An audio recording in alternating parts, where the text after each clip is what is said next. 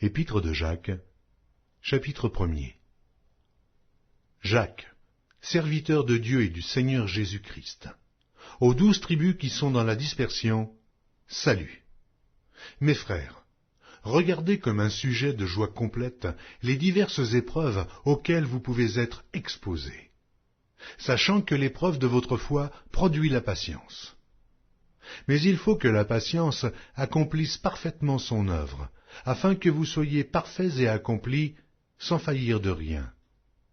Si quelqu'un de vous manque de sagesse, qu'il la demande à Dieu, qui donne à tous, simplement et sans reproche, et elle lui sera donnée. Mais qu'il la demande avec foi, sans douter. Car celui qui doute est semblable au flot de la mer, agité par le vent, et poussé de côté et d'autre. Qu'un tel homme ne s'imagine pas qu'il recevra quelque chose du Seigneur. C'est un homme irrésolu, inconstant dans toutes ses voies. Que le frère de condition humble se glorifie de son élévation, que le riche, au contraire, se glorifie de son humiliation, car il passera comme la fleur de l'herbe. Le soleil s'est levé avec sa chaleur ardente, il a desséché l'herbe, sa fleur est tombée, et la beauté de son aspect a disparu. Ainsi, le riche se flétrira dans ses entreprises. Heureux l'homme qui supporte patiemment la tentation, car après avoir été éprouvé, il recevra la couronne de vie que le Seigneur a promise à ceux qui l'aiment. Que personne, lorsqu'il est tenté, ne dise « c'est Dieu qui me tente », car Dieu ne peut être tenté par le mal, et il ne tente lui-même personne. Mais chacun est tenté quand il est attiré et amorcé par sa propre convoitise. Puis la convoitise, lorsqu'elle a conçu, enfante le péché, et le péché étant consommé, produit la mort. Ne vous y trompez pas, mes frères bien-aimés. Toute grâce excellente et tout don parfait descendent d'en haut, du Père des Lumières, chez lequel il n'y a ni changement, ni ombre de variation. Il nous a engendrés selon sa volonté, par la parole de vérité, afin que nous soyons en quelque sorte les prémices de ses créatures. Sachez-le, mes frères bien-aimés, ainsi, que tout homme soit prompt à écouter, lent à parler, lent à se mettre en colère, car la colère de l'homme n'accomplit pas la justice de Dieu. C'est pourquoi, rejetant toute souillure et tout excès de malice, recevez avec douceur la parole qui a été plantée en vous et qui peut sauver vos âmes. Mettez en pratique la parole et ne vous bornez pas à l'écouter en vous trompant vous-même par de faux raisonnements. Car si quelqu'un écoute la parole et ne la met pas en pratique, il est semblable à un homme qui regarde dans un miroir son visage naturel et qui, après s'être regardé, s'en va et oublie aussitôt qui il était. Mais celui qui aura plongé les regards dans la loi parfaite, la loi de la liberté, et qui aura persévéré, n'étant pas un auditeur oublieux, mais se mettant à l'œuvre, celui-là sera heureux dans son activité. Si quelqu'un croit être religieux, sans tenir sa langue en bride, mais en trompant son cœur, la religion de cet homme est vaine. La religion pure et sans tache, devant Dieu notre Père, consiste à visiter les orphelins et les veuves dans leur affliction et à se préserver des souillures du monde.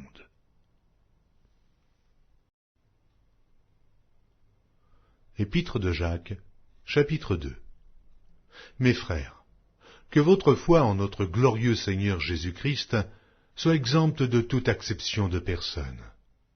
Supposez en effet qu'il entre dans votre assemblée un homme avec un anneau d'or et un habit magnifique, et qu'il y entre aussi un pauvre misérablement vêtu.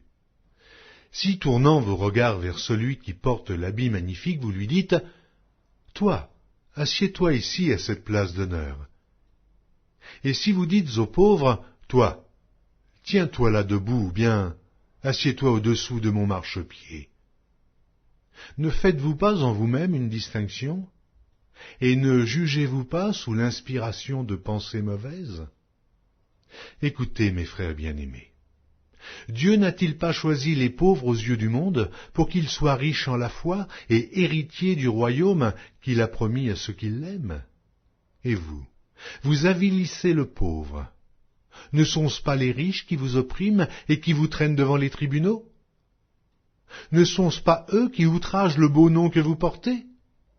Si vous accomplissez la loi royale selon l'Écriture, tu aimeras ton prochain comme toi-même, vous faites bien. Mais si vous faites exception de personne, vous commettez un péché, vous êtes condamnés par la loi comme des transgresseurs. Car quiconque observe toute la loi, mais pêche contre un seul commandement, devient coupable de tous. En effet, celui qui a dit « Tu ne commettras point d'adultère » a dit aussi « Tu ne tueras point ». Or, si tu ne commets point d'adultère, mais que tu commettes un meurtre, tu deviens transgresseur de la loi. Parlez et agissez comme devant être jugés par une loi de liberté. Car le jugement est sans miséricorde pour qui n'a pas fait miséricorde. La miséricorde triomphe du jugement. Mon frère, que sert-il à quelqu'un de dire qu'il a la foi s'il n'a pas les œuvres? La foi peut-elle le sauver? Si un frère ou une sœur sont nus et manquent de la nourriture de chaque jour, et que l'un d'entre vous leur dise « Allez en paix, chauffez-vous et vous rassasiez », et que vous ne leur donniez pas ce qui est nécessaire au corps, à quoi cela sert-il?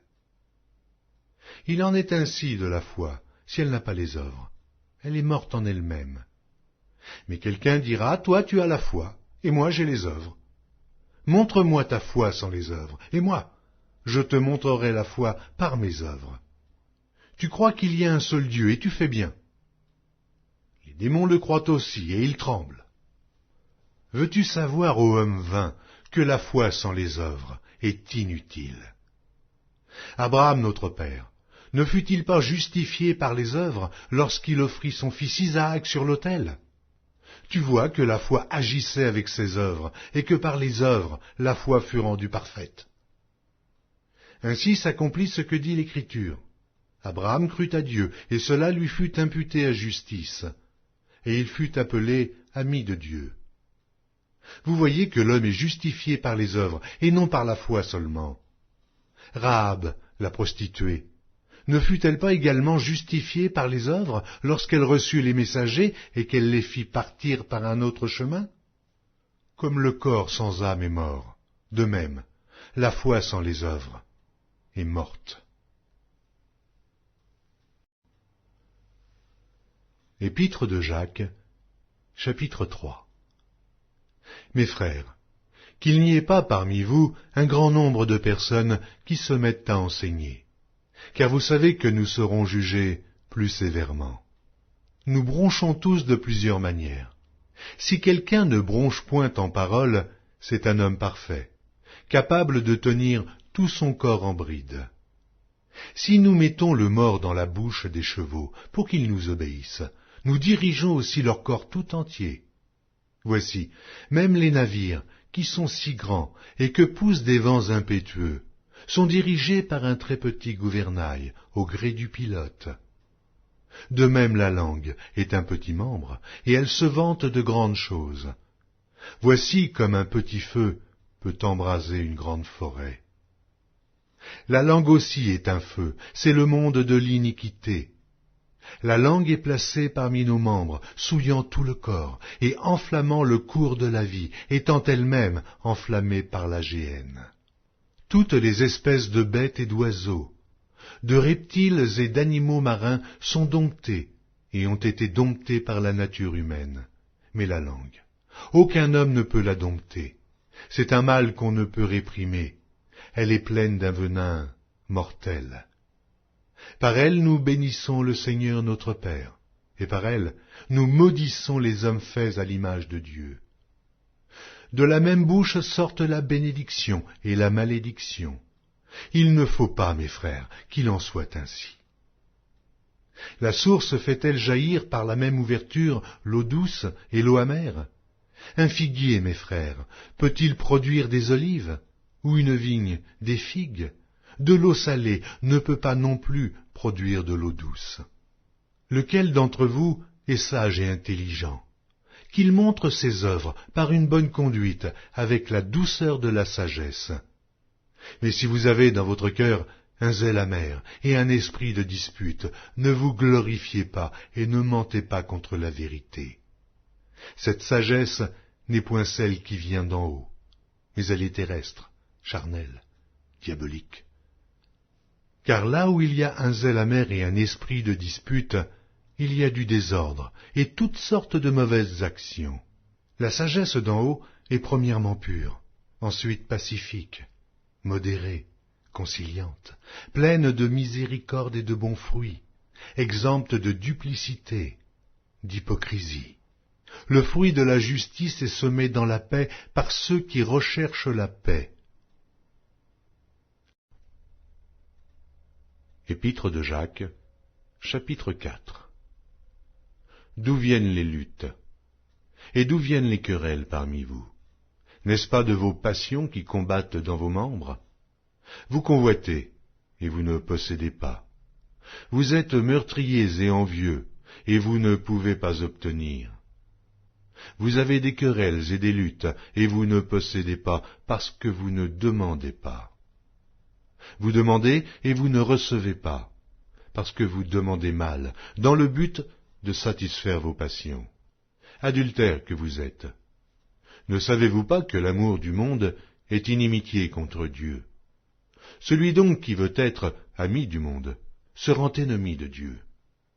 Croyez-vous que l'Écriture parle en vain? C'est avec jalousie que Dieu chérit l'Esprit qu'il a fait habiter en nous. Il accorde au contraire une grâce plus excellente. C'est pourquoi l'Écriture dit « Dieu résiste aux orgueilleux, mais il fait grâce aux humbles. Soumettez-vous donc à Dieu, résistez au diable, et il fuira loin de vous. Approchez-vous de Dieu, et il s'approchera de vous. Nettoyez vos mains, pécheurs. Purifiez vos cœurs, hommes irrésolus. Sentez votre misère, soyez dans le deuil et dans les larmes, que votre rire se change en deuil et votre joie en tristesse. Humiliez-vous devant le Seigneur, et il vous élèvera. Ne parlez point mal les uns des autres frères. Celui qui parle mal d'un frère ou qui juge son frère parle mal de la loi et juge la loi. Or, si tu juges la loi, tu n'es pas observateur de la loi, mais tu en es juge. Un seul législateur est juge. C'est celui qui peut sauver et perdre. Mais toi, qui es-tu qui juge le prochain? À vous maintenant qui dites « Aujourd'hui ou demain nous irons dans telle ville, nous y passerons une année, nous trafiquerons et nous gagnerons. » Vous qui ne savez pas ce qui arrivera demain, car qu'est-ce que votre vie? Vous êtes une vapeur qui paraît pour un peu de temps et qui ensuite disparaît. Vous devriez dire au contraire, si Dieu le veut, nous vivrons et nous ferons ceci ou cela. Mais maintenant, vous vous glorifiez dans vos pensées orgueilleuses, c'est chose mauvaise que de se glorifier de la sorte. Celui donc qui sait faire ce qui est bien et qui ne le fait pas, commet un péché. Épître de Jacques, chapitre 5. À vous maintenant, riches, pleurez et gémissez, à cause des malheurs qui viendront sur vous. Vos richesses sont pourries, et vos vêtements sont rongés par les teignes. Votre or et votre argent sont rouillés, et leur rouille s'élèvera en témoignage contre vous, et dévorera vos chairs comme un feu. Vous avez amassé des trésors dans les derniers jours. Voici, le salaire des ouvriers qui ont moissonné vos champs et dont vous les avez frustrés crie. Et les cris des moissonneurs sont parvenus jusqu'aux oreilles du Seigneur des armées. Vous avez vécu sur la terre dans les voluptés et dans les délices. Vous avez rassasié vos cœurs au jour du carnage. Vous avez condamné, vous avez tué le juste qui ne nous a pas résisté. Soyez donc patients, frères, jusqu'à l'avènement du Seigneur. Voici, le laboureur attend le précieux fruit de la terre, prenant patience à son égard, jusqu'à ce qu'il ait reçu les pluies de la première et de l'arrière-saison. Vous aussi, soyez patients, affermissez vos cœurs, car l'avènement du Seigneur est proche. Ne vous plaignez pas les uns des autres, frères, afin que vous ne soyez pas jugés. Voici, le juge est à la porte. Prenez, mes frères, pour modèle de souffrance et de patience, les prophètes qui ont parlé au nom du Seigneur. Voici, nous disons bienheureux ceux qui ont souffert patiemment. Vous avez entendu parler de la patience de Job, et vous avez vu la fin que le Seigneur lui accorda, car le Seigneur est plein de miséricorde et de compassion. Avant toute chose, mes frères, ne jurez ni par le ciel, ni par la terre, ni par aucun autre serment. Mais que votre oui soit oui, et que votre non soit non, afin que vous ne tombiez pas sous le jugement. Quelqu'un parmi vous est-il dans la souffrance, qu'il prie. Quelqu'un est-il dans la joie, qu'il chante des cantiques. Quelqu'un parmi vous est-il malade, qu'il appelle les anciens de l'Église, et que les anciens prient pour lui, en loignant d'huile au nom du Seigneur. La prière de la foi sauvera le malade, et le Seigneur le relèvera. Et s'il a commis des péchés, il lui sera pardonné. Confessez donc vos péchés les uns aux autres, et priez les uns pour les autres, afin que vous soyez guéris. La prière fervente du juste a une grande efficace. Élie était un homme de la même nature que nous. Il pria avec instance pour qu'il ne plût point, et il ne tomba point de pluie sur la terre pendant 3 ans et 6 mois. Puis il pria de nouveau, et le ciel donna de la pluie, et la terre produisit son fruit. Mes frères, si quelqu'un parmi vous s'est égaré loin de la vérité, et qu'un autre l'y ramène, qu'il sache que celui qui ramènera un pécheur de la voie où il s'était égaré, sauvera une âme de la mort et couvrira une multitude de péchés.